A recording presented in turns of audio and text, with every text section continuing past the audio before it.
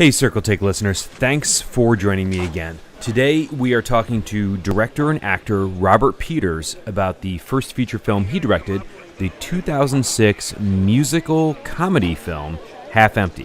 So as always, before you listen to the show, here are the Circle Take rules. Rule 1, we always talk about spoilers. Circle Take is a deep dive and no plot turn is sacred. You have been warned. Rule 2, before you go any further, you should watch this movie. I promise you, while it's possible to listen to this podcast without seeing the film, it's a million times better if you watch the film first. So before we get started, how to watch Robert Peters' Half Empty.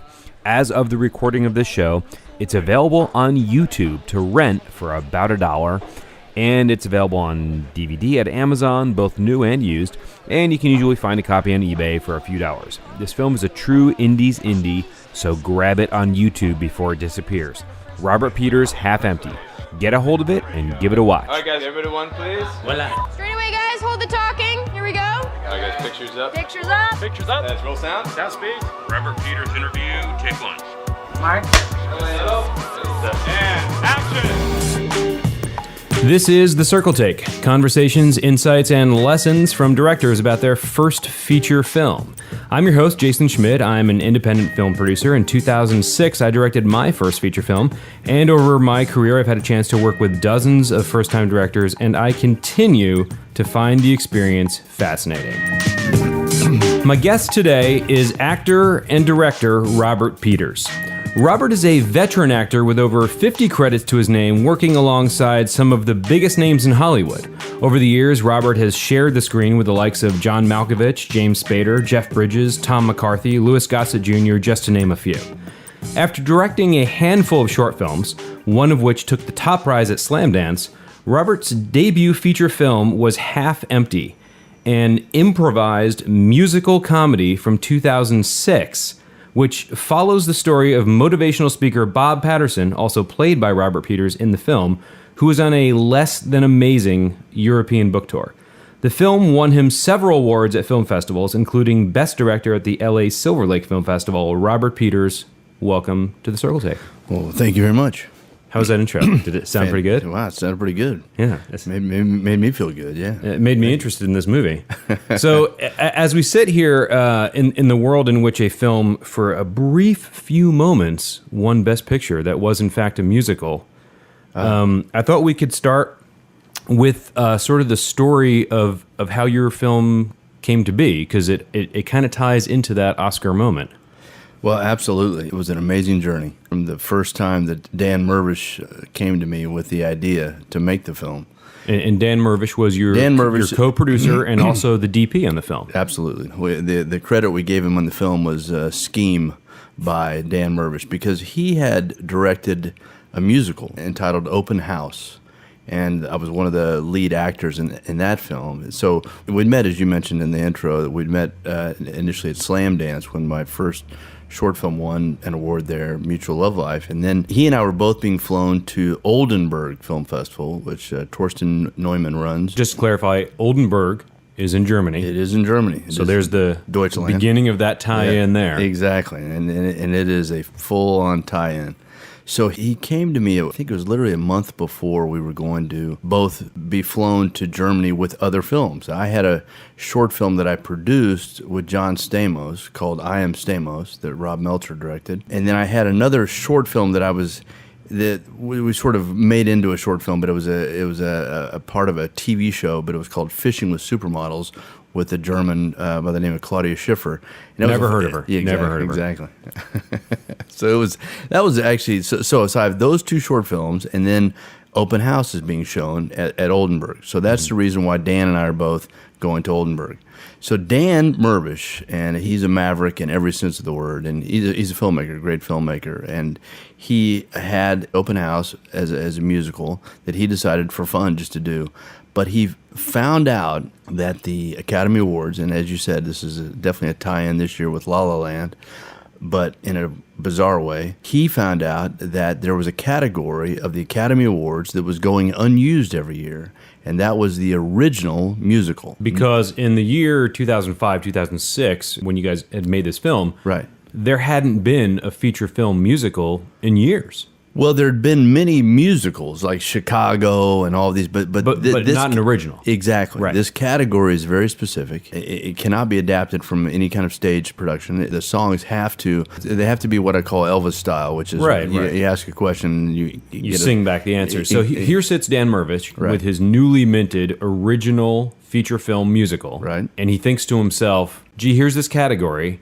How do I get my film into it? Yeah, exactly. But the funny thing is, at that time, and they changed the rules because of us. At that time, there had to be 5 films, and if there were 5 films, if you met that requirement, then you're almost guaranteed of a nomination, which is comical in itself. And so Dan had done his research, and he had learned that there were 4 films at present before we went to Germany, Including his own. including his own. So there was a Neil Young, I believe, had an original musical That's film that correct. year. Yep. And Matt Stone and Trey Parker.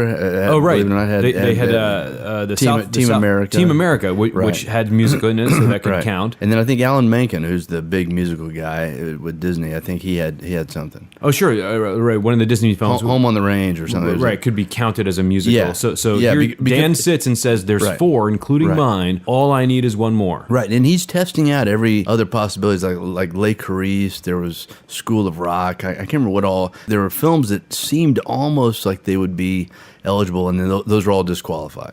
So he comes to me, and he picked someone just delusional enough to think that I could make a film with no prep and improvise the whole thing, but I just wanted to do it. So walk me through that first Yeah. conversation. Yeah. Dan Mervish comes to you with this crazy idea to basically fabricate an original musical feature film so that we can try and open up this category. What was that conversation? What did he say? What was that pitch for you? Yeah, that's a great question, because for him, he not only didn't care what the film looked like in a way, he was like, it could be a bad film. It doesn't matter as long as it meets the requirements. We're just gonna have a camera and just do something. But in my mind, I'm thinking, no, this is a chance to make a film. I'm gonna make a great film here.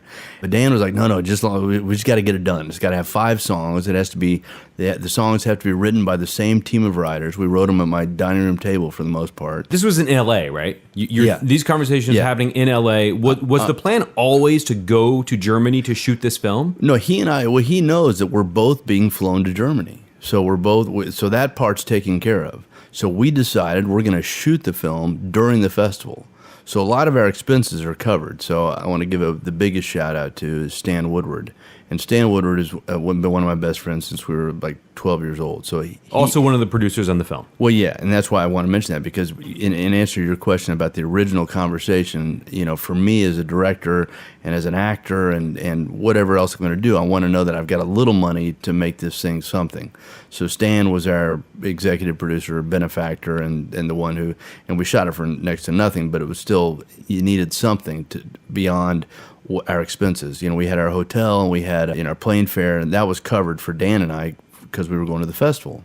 But now, we need all the things you need to make film. And we got to figure out how we're going to get favors and blah, blah, blah. But I wanted some kind of cushion. And it was kind of funny because it's a complete dinosaur now. But at the time, we had this DVX 100, which was the mini DV Right. 24 frame video camera Exactly. that challenged film. It was the first video camera where somebody actually created a website called filmisdead.com. Yeah. A film director who had shot a movie with this camera and was so convinced that its frame rate was enough to kill film that people were out there making movies with it and challenging film. Which, of course, really wouldn't die until larger chip video cameras came out much years later. But it was that first glimmer in independent filmmakers' eyes that when people really saw that camera and what that frame rate could do to video, that changed a lot of people's ideas about video. Yeah, I was blown away by how it looked, and even today, if I could choose to shoot it on a different camera, Red or Alexa or even one of these 5D or 7D Canons, I don't know that I would necessarily have to do that. I mean, I was proud of how it looked on the DVX 100, and that's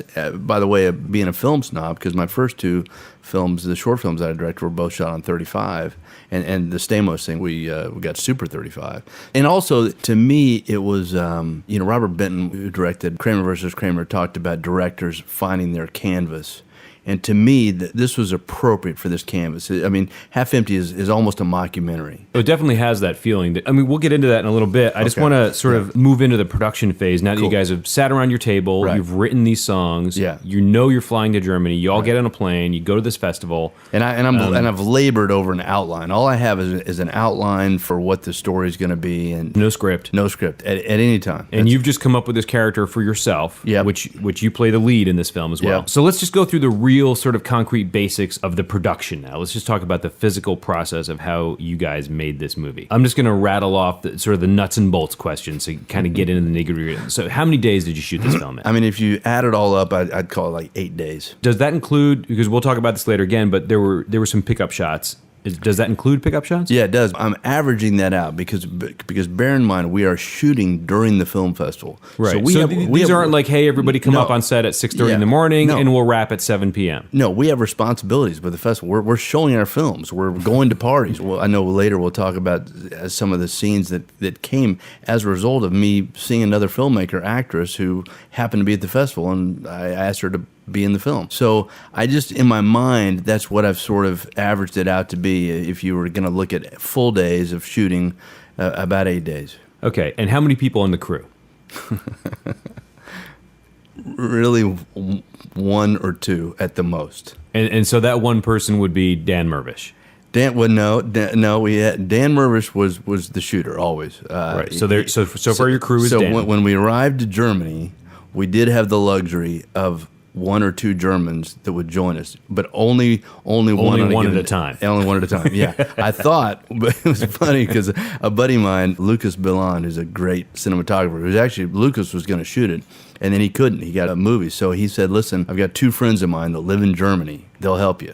So that's what we had. So Felix and Andreas were our entire crew. So at any given moment, beyond Dan. 2 people in the entire crew. Yeah, exactly. But we never. So for anyone out there who thinks they need, Yeah. a 5-ton grip truck and a crafty table and a hair and makeup and an art department and all these department heads and Yeah. 50 people standing around with cups of coffee, Superfluous. you All can make a film extraneous with 2 people. Exactly. So I was going to ask you how long your typical days are, but you didn't have typical days because you were just picking up the camera on a lunch break and, hey, let's grab a scene. Exactly. Okay, crazy. And obviously, this goes without Well- saying, no permits. No permit. But I will say we did plan days. I mean, it wasn't like, completely happenstantial, but we Right. did have to, again, accommodate things that were going on. Now, the short films that you made, and I'm thinking Mutual Love Life as an example, won a bunch of awards, shot on 35, there's dollies, there's complicated camera moves, it's rack focusing, it's cinematic, it looks fantastic. Thank you. That looks like a film that is a calling card for a director that says, I know how to make movies.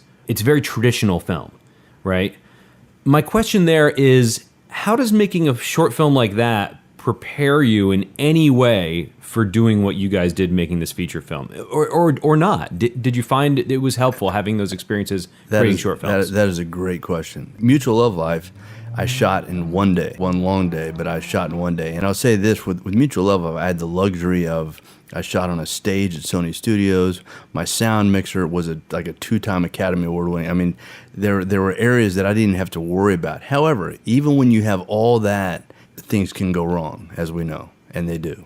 And my biggest shot, my opening shot, my dolly shot, which took us all morning, and again, we're shooting this in one day. I had a mistake with my actors sitting in the wrong place because one of my actors couldn't be at the rehearsal, and I didn't realize that it killed me. So, in answer to your question, that moment where I had to, as a director, just go, it's the oldest cliche in the book, I'm going to have to figure out a way to fix that in post. Okay, I had 1 million of those with Half Empty. But I will say, to go through that first moment as a director where you can't fix it. You've got to move on. You've got to move on and just hope and pray there's some way you're going to editorially fix that. So that was a great lesson for me. Discussing a little further into that, the whole concept of this film being this sort of like documentary, like you said, you had 1 million things to fix. Right. Because this film was improvised, Yeah. it's very gun and run, it's very documentary style. Did you find that style was helpful in the process of making that film, that freed you up? Or did you find that you were sort of confined by the gun and run, sort of Dada-esque, totally stripped down way of making that film? I think the run and gun and the limited resources, et cetera, that we had with Half Empty gave it just a genuine feel because it was genuine. And I think that the good news was everybody was willing to roll with whatever happened. I think with filmmaking, that when you have that attitude from everybody involved, even though we had so few people involved, but from Dan to the lead actresses and the other actors, it just gave this humanity to it that I think it helped the film. Let's actually play a clip from the film right now. There's a scene in the film that really speaks to this idea in particular. Let me set up this clip. So your character has just arrived. There's a woman named Greta who's sort of taking care of you, and she decides to take you out on the town, basically to kill time. Introduces you to a friend of hers, this guy named Callie, who's sort of I don't even know how to describe him, sort of like the German version of like a hipster dude. He's very slick, he's got a suit, he's got sunglasses on at night, he's driving a fancy car. You guys get in the car with him, and I'll sort of describe the action of the scene. Essentially, we're in the car, your character is talking to the two of them about his book, and then some traffic sort of gets going in the street, and what you'll hear is Callie get out of the car and beat a guy up in the street, and then get back in the car, and then we hear your character dealing with that afterwards. Let's take a listen. You have to find your North Star. Can you tell them that? Quatsch die ganze Zeit was von irgendeinem Stern, dem man folgen soll. Ich weiß es auch nicht. Das steht in diesem Buch. Ich habe das Buch gelesen. Everybody can believe what you want, you know. And I'm a happy guy, but... Me too. You and I are two peas in a pot. Mensch, Idiot, fahr einmal zurück und dann rum! Sonst hol ich dein Auto weg hier! Idiot! Mensch, fahr weg hier, sonst dreh ich dir den Arsch! Glaubst du nicht? We'll get him a book when we get back to the hotel. We'll get him a book. Sag mal, du Idiot, nimm dein Auto weg hier! Hau ab, du Penner! Alles klar?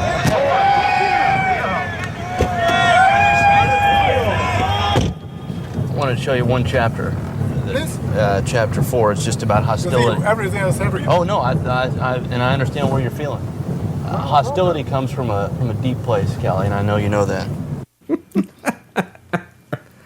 So walk me through the experience of what's going on there, because there's two things that strike me. One is that you're trying to improvise a scene with a guy in the car who's not an actor, and then dealing with the circumstance that happens in front of you in trying to maintain being, quote unquote, in character in this moment. Walk me through what that was like. Yeah, I got to go back. Well, first of all, I want to say thank you for just playing that clip. I cannot tell you how good that makes me feel just to hear that. I mean, and then I was having to just bite my lip when you were describing what the scene was as it does appear to people in the movies. So now I want to walk you from the beginning, because what happened was we came back to the hotel because we shot a lot of the film in the Interconti Hotel. We came back from a long day of shooting, and out walks this guy, Callie Swinson.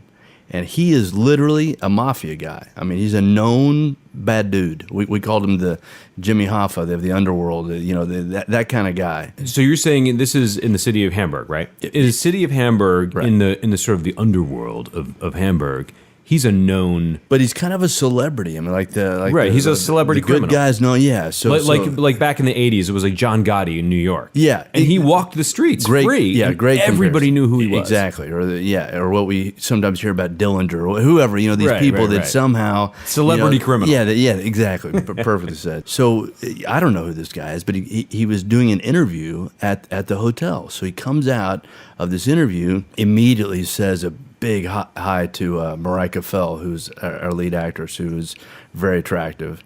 And you can tell he's very attracted to Marika. And so she comes to me and says, listen, do you know who this guy is? I said, no. And she said, he's, as you said, the celebrity criminal.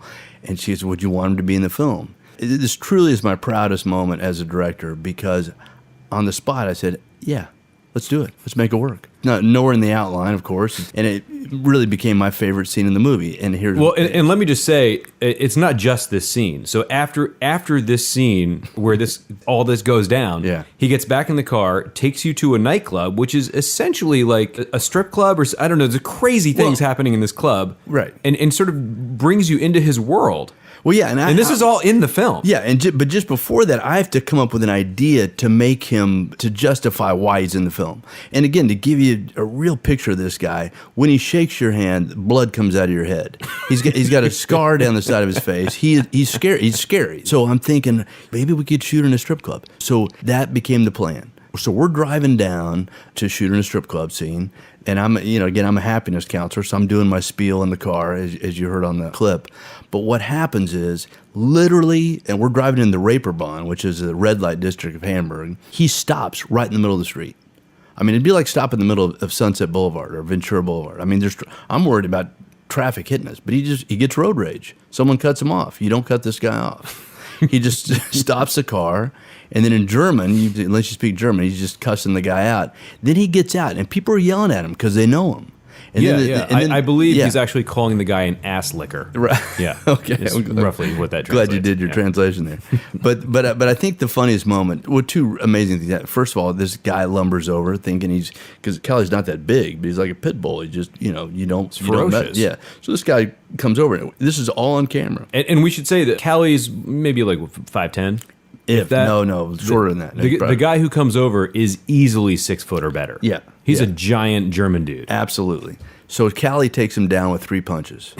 And what you don't see in the, I wanted to ask for more coverage, but I didn't feel like it. But there's blood coming out of the back of the guy's ear. I mean, Callie took care of him. This is not a scene you're Right. going to ask the guy, hey, Right. can I get another one of those? Right. So the camera's still rolling. To Dan's credit, he keeps the camera rolling. So Callie gets in the car, and I start keeping, this is a gold mine. The moment in real life is this guy's just gotten out of the car and beaten a dude up in the street as a crowd of people cheers him on. Right. So the adrenaline and the rage Right. in real life now for this mobster dude is pumping. Absolutely. And he gets back in the car, and you, in character, start messing with him. Exactly. And that's, So what's the mood in the car in that moment? Like, is this guy about to punch your lights out? yeah. The mood in the car, Marika knows this guy, so she's in the back seat waving me, please don't do that. Don't do your motivational Drop stuff. it. This guy will punch you. You're next. You're he's still Right. And I think While you're leafing through the book, trying to yeah. find a passage to help his anger No, my issues. line, I say, hostility comes from a deep place, Callie. And I know you. So his eyes are fire red. And then I think two things saved my life. I think one, his English is not that great. And two, I think he finally remembered we're still making a movie. Right. He needed to get back into characters. Yeah, but there was a beat where I really did think he was gonna hit me. Amazing. To continue, so we get there, and all of a sudden I realize this guy has carte blanche wherever he wants to shoot. You mentioned permits at the beginning. Okay, so now imagine walking into a strip club. This guy is a walking film permit. Nobody says anything. We've got a camera. I mean, And all these scenes really open the film up and give it some crazy production value. Yeah. Let's just touch really briefly on the concept of being an actor directing a film, because in my experience, I've worked with a lot of first-time directors. A really good handful of them are actors. And I'm always curious to know if the experience of being on set as much as you have as an actor helps you or informs your process as a director, especially in a film like this where it really is improvised. Are you using that acting experience in a way that you thought was beneficial to the film? Oh, I think absolutely. I feel like I've learned from every director that I've worked with, good or bad. But I mean, especially, I've had a chance to work with Steven Soderbergh and Spielberg, and you watch and learn, and you watch how they deal with actors. And I think some directors, I should say, are more actors-directors, and I'm certainly that because I am an actor. And there's some directors that are more technical, and I definitely have strong ideas about the camera, but I think if you're going to err towards one way, I think acting is most important to me, and where I feel like is my greatest strength, and hopefully that shows. Let's move into post-production now, because this was a really quick shoot. You're in Germany, you come back. Let's talk about post on this film, because I was there for part of it. I think, truth be told, we worked on this film for well over 6 months trying to sculpt this footage into a movie. So talk about some of the challenges there. In an improvised film, the camera's moving around, it's all handheld. There aren't multiple takes. Yeah, you're definitely confined. You don't have the luxury. I obviously didn't have a script supervisor. You don't have the luxury of even knowing for sure. And I do want to back up just long enough to say, once we did the Academy thing and played that out, that was where I had to decide whether I had a film that was worthy of even really bringing someone like you in and really getting serious about an edit. That Yeah, makes sense. and that is where I came in. I looked at your Academy cut. Yeah, but just and I said, there's something there. Well, exactly. And just prior to you, I had 20 people at my house, friends that I respected, and I said, listen, don't anybody BS me because I need to know, do we have a film? And everybody said, yeah, you got a film here.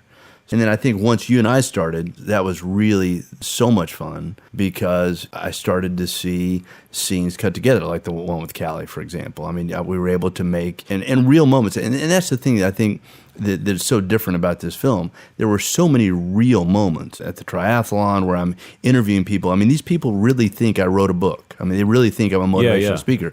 So I've got to figure out a way to make all these moments fit into the story. Speaking of the book, let's quickly play a little clip because we haven't heard any of the music yet. Oh, yeah, And yeah. It is a musical. What, 2 or 3 of the songs are written in pickup scenes, actually. And this is one of them. So a lot of the sort of structural stuff that was worked on in post-production, sort of revealing the sort of limitations of the sketch of the idea that was, originally shot, was sort of flushed out into sort of more structural stuff. So this is the scene early in the film that sort of sets up the idea of your character going on tour. Right. You're sitting in the office. You've got Michael Dean Jacobs, Leslie Rogers, and Martin Dew, who are all playing your managers, a trio of managers. Right. And later in the scene, we have Carly Rothenberg. They've sat you down to inform you that, lo and behold, although your book's doing terribly in the U.S., it's doing well in one particular place. Right.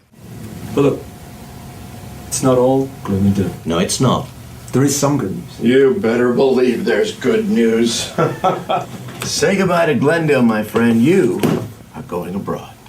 Overseas. Crossing the pond. Schnitzel. Bavarian Alps. Line of the Stroop. We've got a tour set up for you. You're going to Hamburg, Germany. Book signing. Greta from the L&M Publishing Office. Publishing. She's going to take you to Hamburg. She's going to take you to Oldenburg. You're doing a tour. You're doing a That's right. huge tour, and you're going to wind up For a conference. with Blaine Abernathy. Blaine? Blaine Abernathy. And yes, that makes me happy. That makes me happy. That's right, Really buddy. looking up for you, Big things.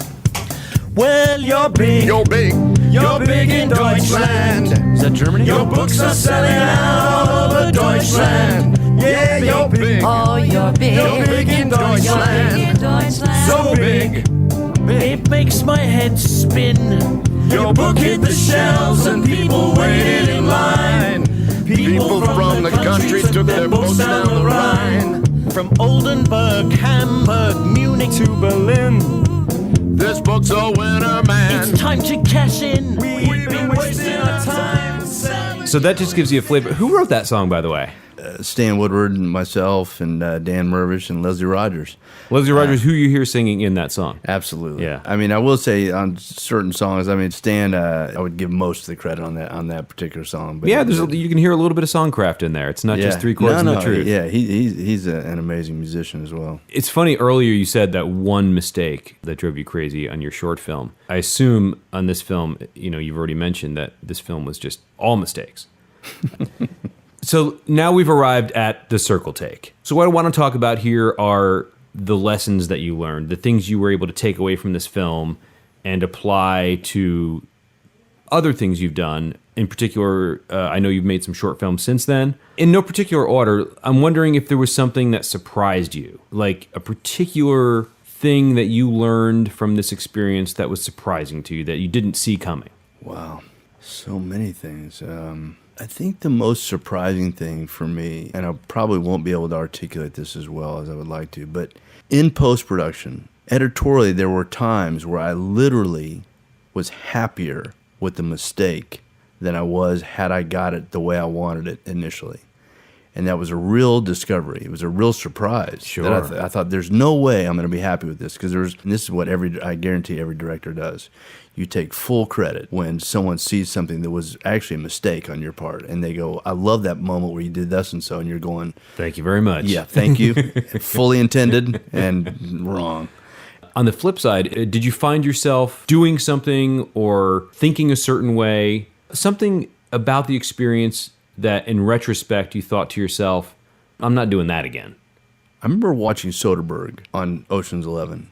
I never saw the guy sweat. I never saw him lose it. And he talks about in the DVD how nervous he was. I never saw it. On my second film, which I did with kids called A Bus Stops Here, Leslie Rogers actually was my EPK.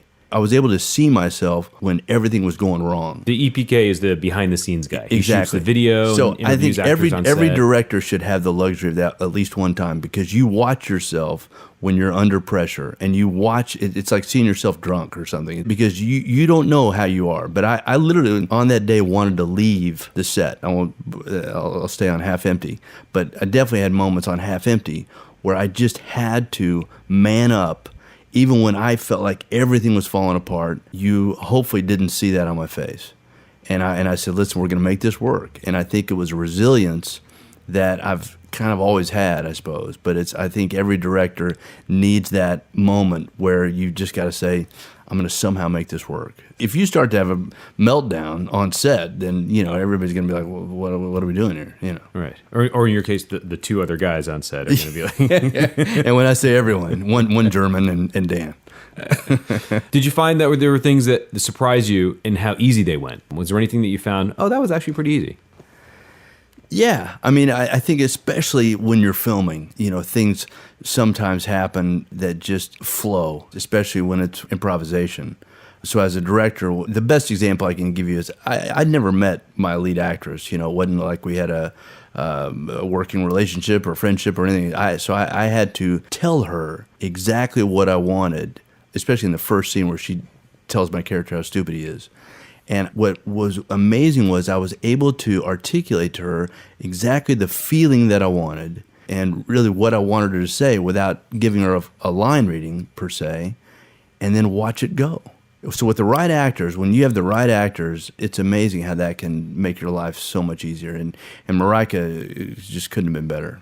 And she was an actress in Germany. She wasn't like somebody off the street. Absolutely. No. I mean, we were fortunate because of Torsten, too, because Torsten, I think, built us up as these big filmmakers from L.A. Sure. And then they see us with the camera, no crew. Two guys in the camera. Yeah, so they were already committed. Bela B. Felsenheimer and Mara Karloff are two of the other leads in the film. Those guys this always sounds hokey to say, but they're actually big stars. They're known entities in Germany. Absolutely. No, Sure. Bela, especially musically, Bela really, he's a total rock star. If you mention the band name, and I always butcher it, but it's Die Ärzte, which means the doctors. If you mention it to any German who knows German music, they'll go, what? Right. Everyone knows that. Yeah, and actually, we were walking around Hamburg singing songs. People would stop this guy every 30 seconds. But and that was another scene, when the first scene that I had with him at the book signing. Again, if I had one thing I pride myself on, it's getting an actor in the scene with me, and even if I'm not acting with him, but just getting him or her to relax enough to enjoy it. And he's a real rock star. He's a genuine, like you said, people stop him on the street. Absolutely. Let's actually hear a little clip of the two of you, because it's funny. You've decided to cast this genuine rock star. He's got the hair, the whole thing, as a sort of introverted, fumbling, desperately in need of contact. My one fan, my sort of nerdy, his super ultra fan. To set this up, this is your character sat down for book signing. Absolutely no one has shown up except this one super tweaked out little super fan played by Bela B. Felsenheimer, this German rock star. But still hoping. Absolutely. I'm the best. I know I'm the best man for. Absolutely, you are. Yes, and when you told me like to stay in it, Absolutely, I said no. I said definitely respect the restraining order, because that's a law. You have to respect the restraining order. But I said, keep your heart there. Stay in the fight. Yeah. Keep looking for your North Star. And that's what you've got to do. And it's holding to that strength. It's being that strong German, that Arnold Schwarzenegger German. Arnold is Austrian, by the way. But regardless, he's a strong guy that fights the fight. Yeah. And you know what you need to do, Fritz? You need to treat life like it's a bank. And you need to draw out a loan of emotion, draw out a loan of strength. You make a down payment of love, and you stick with that, Fritz. Once you do, then the interest starts to accrue.